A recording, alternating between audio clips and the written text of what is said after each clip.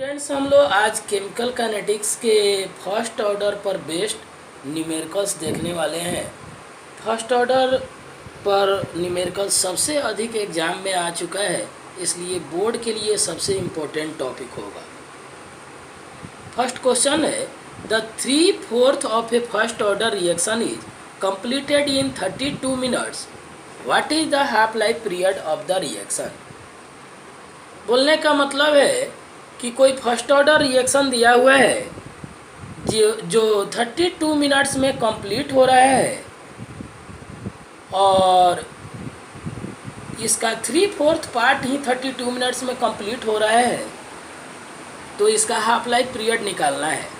3/4 के कंप्लीट होने का मतलब हुआ 1/4 का बचना। इसका अल्टरनेटिव मेथड क्या है?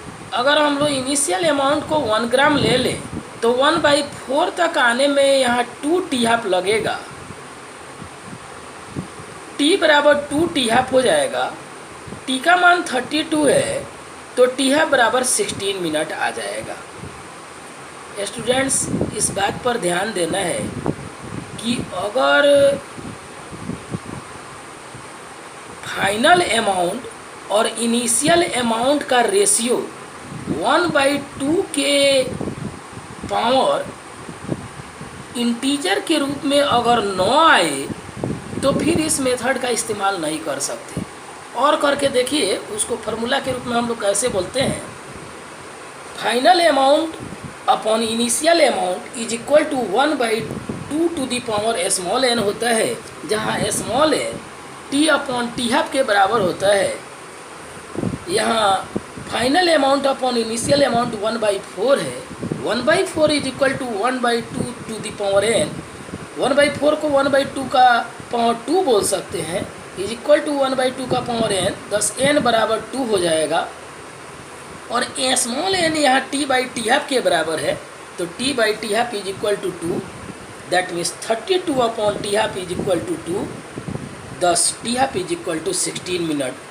अगर 1/4 के स्थान पर कहीं यहाँ 1/3 रहता या 1/5 रहता, 1/6 रहता, 1/7 रहता, तब इस फॉर्मूला के द्वारा, इस मेथड के द्वारा हम लोग इसको सॉल्व इजली नहीं कर पाते। तो ऐसी स्थिति में के वाला जो फार्मूला था फर्स्ट ऑर्डर के लिए, उस पर यह प्रॉब्लम सॉल्व होता। सेकेंड क्वेश्चन हम लोग देख रहे हैं, a first order reaction completes 20% in 10 minute. Calculate the time for 75% completion of the reaction. First order के रिएक्शन के 20% को कंप्लीट होने में 10 मिनट लग रहा है, तो 75% के कंप्लीट होने में कितना समय लगेगा, यही निकालना है हम लोग को। अब के का फार्मूला लगाएंगे फर्स्ट ऑर्डर रिएक्शन के लिए हम लोग 2.303 upon T log A0 upon A होता है। टी के स्थान पर यहाँ 10 रखेंगे। इनिशियल अमाउंट को 100 मान लिए। 20% कंप्लीट होने का मतलब हुआ 80% का बचना। दैट मीन्स फाइनल अमाउंट 80 हो जाएगा। इसको हम लोग सॉल्व करेंगे तो 2.303 अपॉन 10 लॉग 5 अपॉन 4 आ जाएगा, इज इक्वल टू 2.303 अपॉन 10 और लॉग ए अपॉन बी को लॉग ए माइनस बी बोला जाता है, अतः यहाँ लॉग 5 माइनस लॉग 4 हो जाएगा। स्टूडेंट्स, लॉग वैल्यू यहाँ याद रखना होगा, अदरवाइज केमिकल काइनेटिक्स का एक भी क्वेश्चन आपसे नहीं बनने वाला है। लॉग 5 का मान 0.699 होता है और लॉग 4 को लॉग 2 का स्क्वायर बोलते हैं। लॉग 2 0.301 होता है।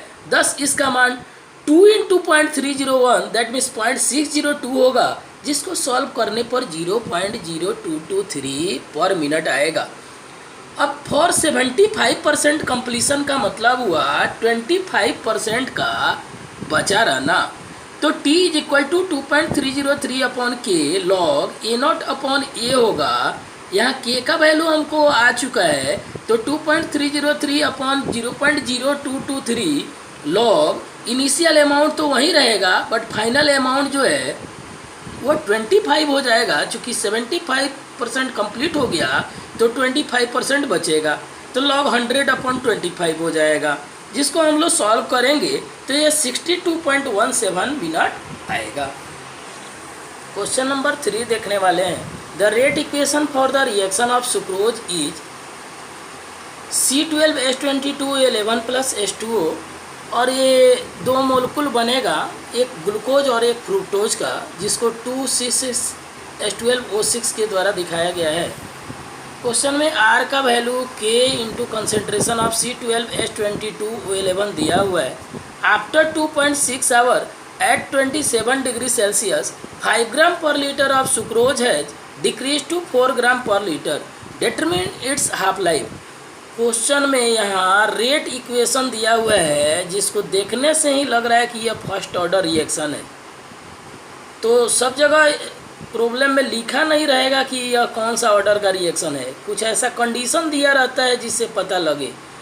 तो यहाँ हम लोग को फर्स्ट ऑर्डर रिएक्शन है और इनिशियल कंसेंट्रेशन इसका हम लोग 5 ग्राम पर लीटर ले लेंगे।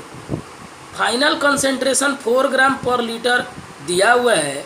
टाइम हमको पता है 2.6 आवर, तो हम लोग K निकालेंगे। फर्स्ट ऑर्डर रिएक्शन के लिए K is equal to 2.303/T log A0/A हो जाएगा।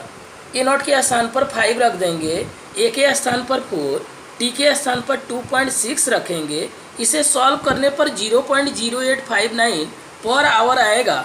टी हाफ का फार्मूला हमको पता है 0.693/K होता है।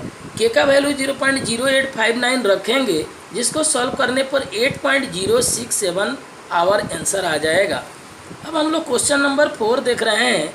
इन acidic solution sucrose decomposes to give glucose and fructose accordingly first order rate law.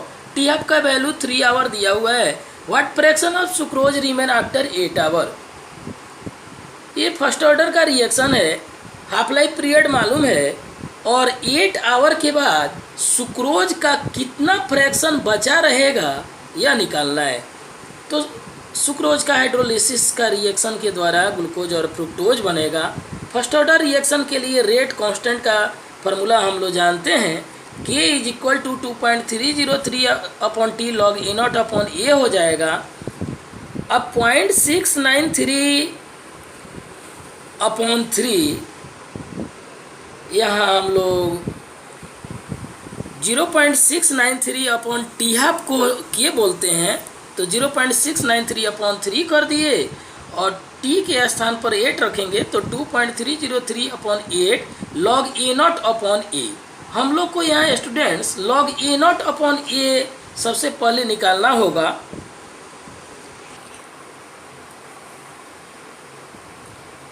log A0/A का वैल्यू 0.802 आएगा। A0/A बराबर एंटी लॉग 0.802 होगा। लॉग अपने अपोजिट साइड में जाएगा तो एंटी लॉग हो जाएगा। एंटी लॉग का वैल्यू निकालने के लिए एंटी लॉग टेबल का यूज करेंगे। 0.80 के 2 पर देखा जाएगा। पॉइंट के बाद शुरू के 2 अंक के तीसरे अंक पर देखते हैं हम लोग, तो 6.39 के बराबर आएगा। अब हमको स्टूडेंट्स प्रॉब्लम के अनुसार हम लोग को निकालना है final amount, that means final amount upon initial amount. यह कितने के बराबर आएगा, तो 1/6.339 जो 0.157 देगा। अब फाइनल अमाउंट बोलने का मतलब एट टाइम टी पर जो सुक्रोज का जो अमाउंट होगा उतना, और upon initial amount of sucrose, जिसको हम लोग फ्रैक्शन ऑफ सुक्रोज रिमेंड बोल सकते, और यह 0.157 आएगा। यही हम लोग को निकालना था और यह एनसीईआरटी का क्वेश्चन भी है, इसे ध्यान देंगे। क्वेश्चन नंबर 5 ये फिर से एनसीईआरटी 12 बोर्ड का क्वेश्चन है और इम्पोर्टेंट भी है।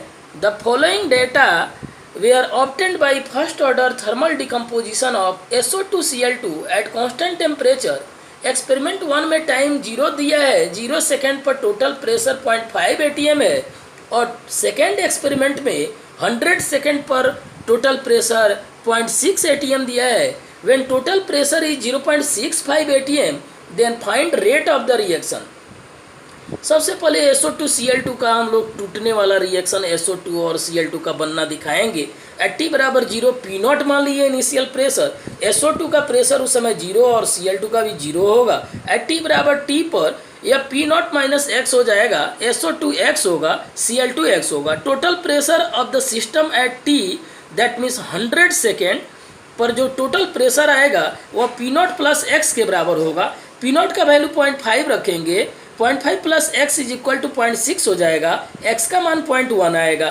के फार्मूला से हम लोग यहाँ 2.303 अपॉन 100 लॉग 0.5 अपॉन 0.5 माइनस 1 करके के का वैल्यू फाइंड आउट करेंगे, जो 2.23 इंटू 10⁻³ पर सेकेंड आएगा।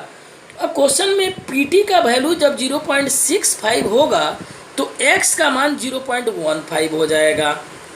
चूँकि 0.65 में से अगर हम लोग 0.5 माइनस कर लें तो 0.15 आएगा। और आर रेट इक्वेशन लिखेंगे, के कंसंट्रेशन ऑफ SO2Cl2 और के का वैल्यू रख देंगे। कंसंट्रेशन ऑफ SO2Cl2 जो है टाइम टी पर देखेंगे और टाइम टी पर पी नॉट माइनस एक्स के बराबर होगा, जो फाइनली 0.78 इंटू 10⁻³ आएगा, जिसको हम लोग 7.8 इंटू 10⁻⁴ ATM पर सेकेंड लिखेंगे।